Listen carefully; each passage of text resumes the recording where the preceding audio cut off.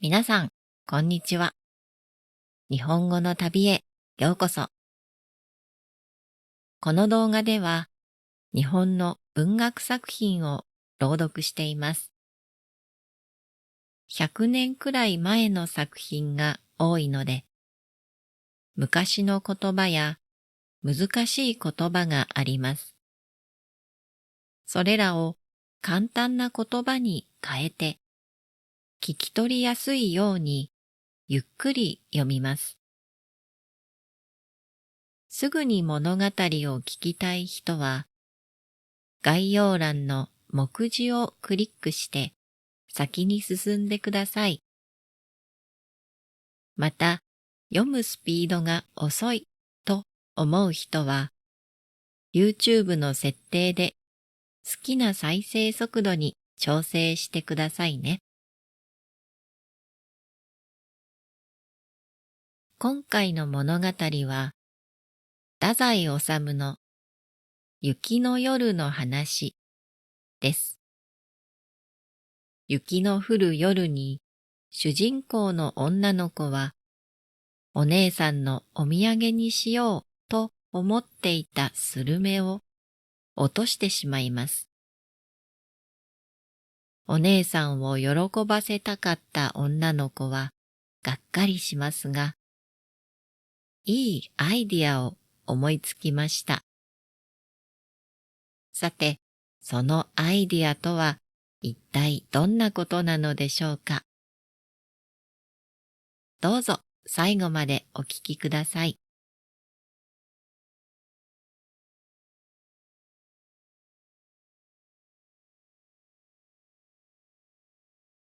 雪の夜の話。太宰治。あの日、朝から雪が降っていたわね。以前から作っていたおつるちゃんのもんぺが出来上がったので、あの日、学校の帰り、それを届けるために中野のおばさんの家に寄ったの。そうしてスルメを2枚お土産にもらって、吉祥寺に着いた時には、もう暗くなっていて、雪は30センチ以上も積もり、なお止まず、ひそひそと降っていました。私は長靴を履いていたので、逆に気持ちが弾んで、わざと雪の深く積もっているところを選んで歩きました。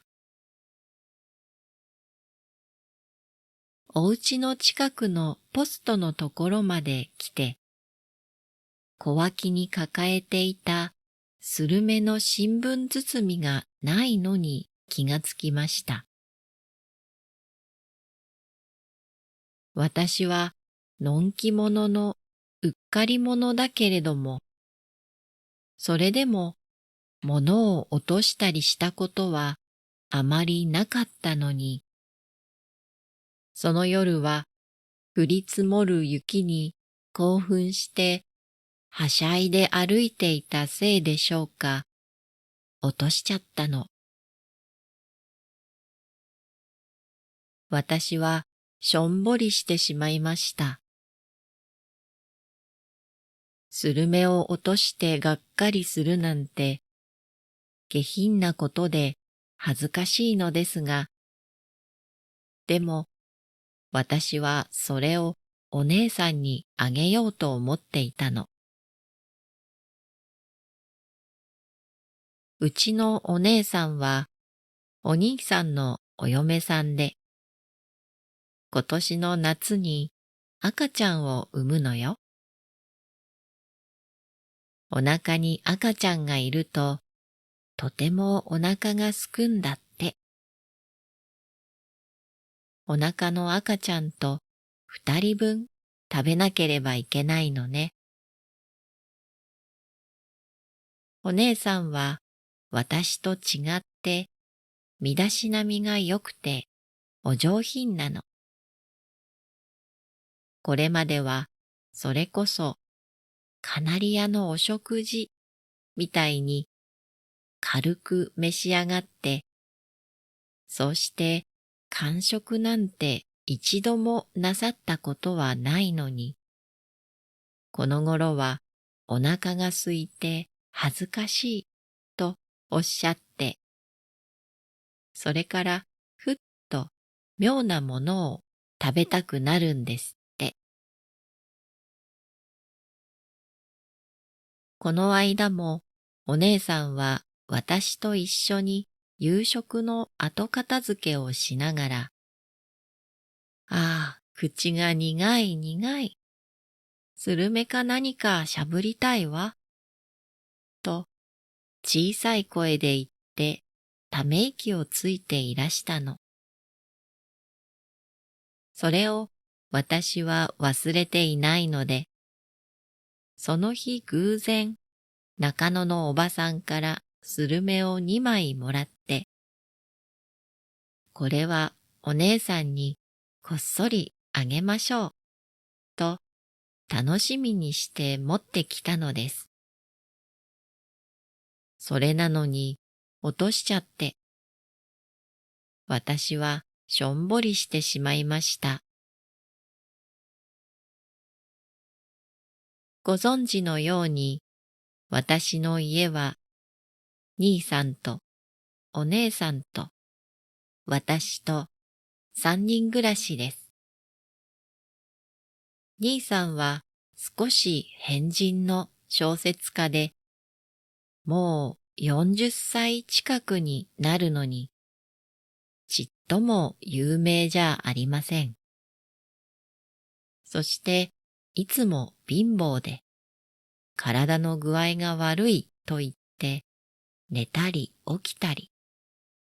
そのくせ口だけは達者で、なんだかんだとうるさく私たちに小言を言います。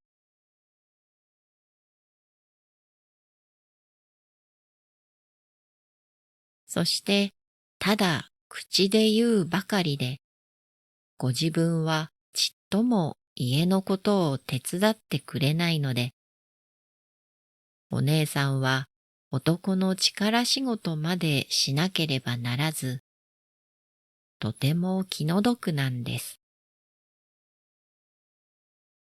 ある日、私は怒りを感じて、兄さん、たまにはリュックサックを背負って野菜でも買ってきてくださいな。よその旦那様は大抵そうしているらしいわよ。と言ったら、ぷっと膨れて、バカ野郎。俺はそんな下品な男じゃない。いいかい？君子もよく覚えておけ。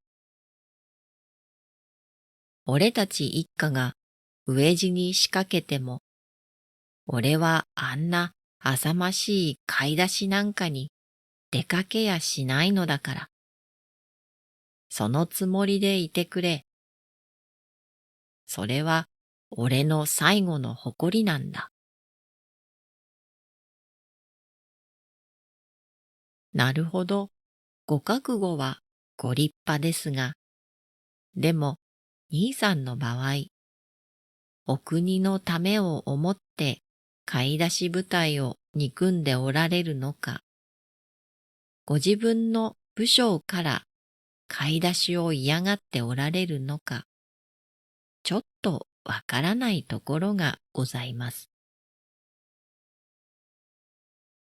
私の父も母も東京の人間ですが、父は東北の山形のお役所に長く勤めていて、兄さんも私も山形で生まれました。父は山形で亡くなり、兄さんが20歳くらい、私がまだほんの小さな子供の時に母におんぶされて、親子3人また東京へ帰ってきました。先年、母も亡くなって、今では兄さんとお姉さんと私と3人の家庭です。故郷というものもないのですから、他のご家庭のように食べ物を田舎から送っていただくわけにもいかず、また兄さんは変人で、よそとのお付き合いもまるでないので、思いがけなく珍しいものが手に入るなどということは全然ありません。たかだかスルメ2枚でもお姉さんに差し上げたらどんなにかお喜びなさるだろうと思えば、下品なことでしょうけれども、スルメ2枚が惜しくて、私はくるりと回れ右して、今来た雪道をゆっくり歩いて探しました。けれども見つかるわけはありません。白い雪道に白い新聞包みを見つけることはひどく難しい上に、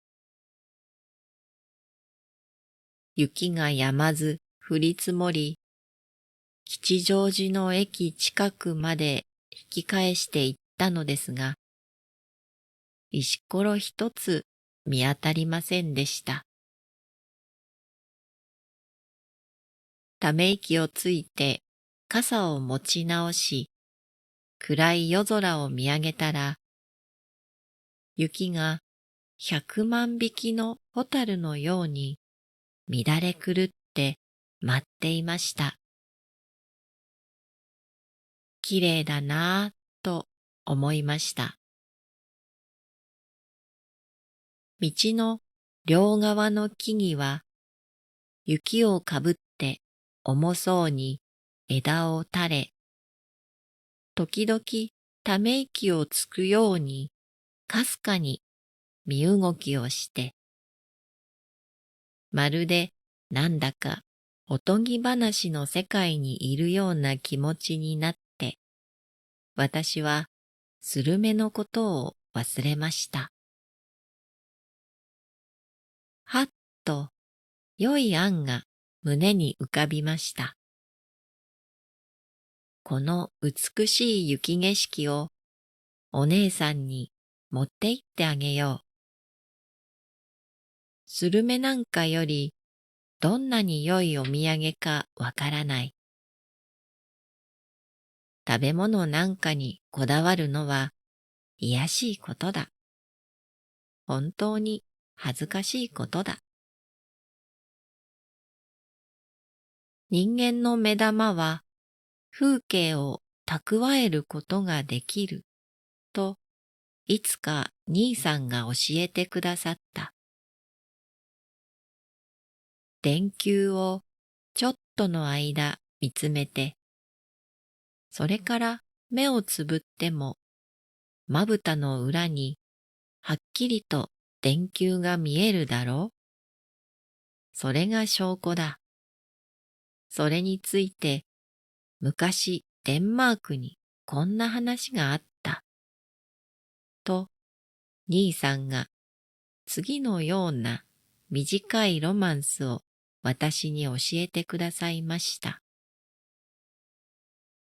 兄さんのお話はいつもでたらめばっかりで、少しも当てにならないけれど、でもあの時のお話だけは、たとえ兄さんの嘘の作り話だったとしても、ちょっといいお話だと思いました。昔、デンマークのある医者が、ナンパした若い水夫の死体を解剖した。その死体の眼球を顕微鏡で調べたところ、その網膜に美しい一家団らんの光景が映されているのを見つけた。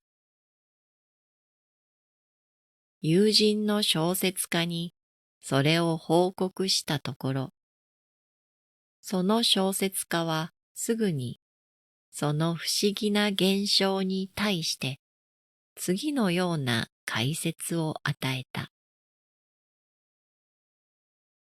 その若い水夫はナンパして大波に巻き込まれ、岸に叩きつけられ、無我夢中でしがみついたところは、灯台の窓辺だった。ああ、嬉しい。助けを求めて叫ぼうとして、ふと窓の中を覗くと、ちょうど灯台森の一家がつつましくも楽しい夕食を始めようとしている。ああ、いけない。俺が今、助けて、とすごい声を出して叫ぶと、この一家の団らんがめちゃくちゃになる、と思ったら、窓辺にしがみついた指先の力が抜けた。その途端に、ざーっと、また大波が来て、水夫の体を沖に連れて行ってしまったのだ。確かにそうだ。この水夫は世の中で一番優しくて、そして気高い人なのだ。という解釈を下し、医者もそれに賛成して、二人でその水夫の死体を丁寧に葬ったというお話。私はこのお話を信じたい。たとえ科学の上ではありえない話でも、それでも私は信じたい。私はあの雪の夜に、ふとこの物語を思い出し、私の目の底にも美しい雪景色を映しておいて、お家へ帰り、お姉さん、私の目の中を覗いてごらん。お腹の赤ちゃんがきれいになるわよ。と言おうと思ったのです。前にお姉さんが兄さんに、きれいな人の絵姿を私の部屋の壁に貼っておいてください。私は毎日それを眺めて、きれいな子供を産みたいですから。と笑いながらお願いしたら、兄さんは真面目にうなずき、胎教か。それは大事だ。とおっしゃって、孫次郎というあでやかな能面の写真と、雪の小表という可憐な能面の写真等を2枚並べて壁に貼り付けてくださいました。そこまでは上出来でございましたが、それからさらにまた、兄さんのしかめっ面の写真を、その2枚の能面の写真の間にぴたりと貼り付けましたので、何にもならなくなりました。お願いですから、そのあなたのお写真だけはよしてください。それを眺めると私、胸が悪くなって、と、おとなしいお姉さんも、さすがに我慢できなかったのでしょう。拝むようにして、兄さんに頼んで、とにかくそれだけは撤回させてもらいました。兄さんのお写真なんかを眺めていたら、サルメン患者みたいな赤ちゃんが生まれるに違いない。兄さんはあんなへんてこな顔をしていて、それでもご自身では少しは美男子だと思っているのかしら。呆れた人です。本当にお姉さんは今、お腹の赤ちゃんのために、この世で一番美しいものばかり眺めていたいと思っていらっしゃるのだ。今日のこの雪景色を私の目の底に映して、そうしてお姉さんに見せてあげたら、お姉さんはスルメなんかのお土産より何倍も何十倍も喜んでくださるに違いない。私はスルメを諦めてお家に帰る途中で、できるだけどっさり周囲の美しい雪景色を眺めました。目玉の底だけでなく、胸の底にまで純白の美しい景色を宿した気持ちでお家へ帰りました。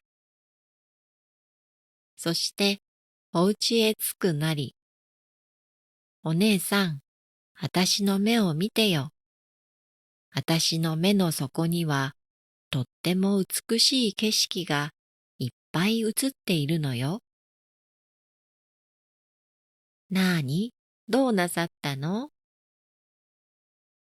お姉さんは笑いながら立って、私の肩に手を置き、お目目を一体どうなさったの？ほら、いつか兄さんが教えてくださったじゃないの。人間の目の底には、たった今見た景色が消えずに残っているものだって。父さんのお話なんか忘れたわ。大抵嘘なんですもの。でも、あのお話だけは本当よ。あたしはあれだけは信じたいの。だから、ね、あたしの目を見てよ。あたしは今、とっても美しい雪景色をたくさんたくさん見てきたんだから。ね、あたしの目を見て。きっと雪のように肌のきれいな赤ちゃんが生まれるわよ。お姉さんは悲しそうな顔をして黙って私の顔を見つめていました。おい、とその時、隣の六畳間から兄さんが出てきて、春子のそんなつまらない目を見るよりは、俺の目を見た方が100倍も効果があるだろう。なぜなぜ？ぶってやりたいくらい兄さんを憎く思いました。兄さんの目なんか見ていると、お姉さんは胸が悪くなるって言っていらしたわ。そうでもないだろう。俺の目は20年間きれいな雪景色を見てきた目なんだ。俺は20歳の頃まで山形にいたんだ。春子なんて物心のつかないうちにもう東京へ来て、山形の見事な雪景色を知らないから、こんな東京のチャチな雪景色を見て騒いでいやがる。俺の目はもっと見事な雪景色を100倍も1000倍も嫌になるくらいどっさり見てきているんだからね。なんと言ったって春子の目よりは上等さ。私は悔しくて泣いてやろうかしらと思いました。その時、お姉さんが私を助けてくださった。お姉さんは微笑んで静かにおっしゃいました。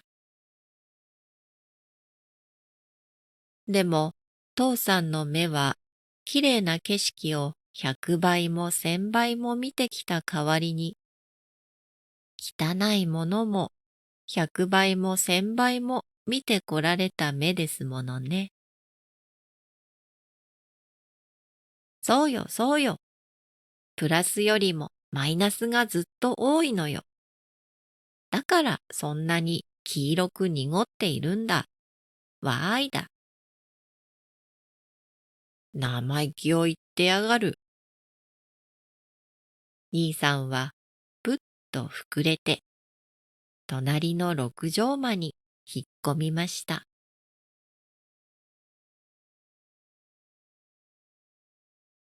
いかがでしたか？物語の中のお兄さんは少し変人の小説家でした。もしかしたら太宰治は自分自身のことを書いたのかもしれませんね。最後までお聞きくださりありがとうございました。この動画が良かったらぜひグッドボタンで応援してくださいね。それではまた次の動画でお会いしましょう。